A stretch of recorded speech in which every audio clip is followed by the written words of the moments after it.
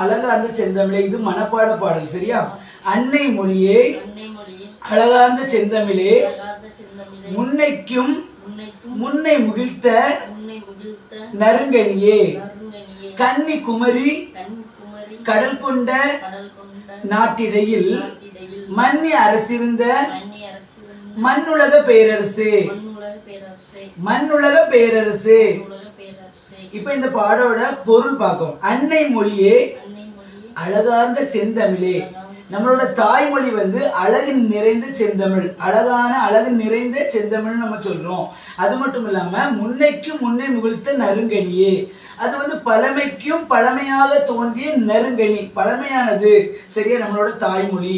அப்புறம் கன்னி குமரி கடல் கொண்ட நாட்டிடையில், கடல் கொண்ட குமரி கண்டத்தில் நிலைத்து அரசாண்ட மண்ணுலக பேரரசு. நம்மளோட கடல் கொண்ட குமரி கண்டத்துல, கன்னியாகுமரி நம்மளோட குமரி கண்டத்துல நிலைத்து நிலையாக நிலைத்து அரசாண்ட மண்ணுலக பேரரசு.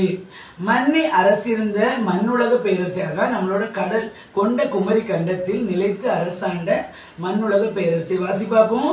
அன்னை மொழியே அழகார்ந்த செந்தமிழே, முன்னைக்கு முன்னே முகிழ்த்த நறுங்கனியே, கன்னி குமரி கடல் கொண்ட நாட்டிடையில் மன்னி அரசிருந்த மண்ணுலக பேரரசு. புரிஞ்ச அந்த பாட்டு படி பார்ப்போம்.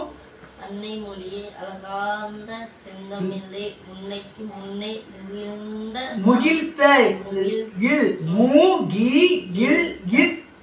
முகிழ்த்த நறுங்கனியே, கன்னி குமரி கடல் கொண்ட நாட்டிடையில்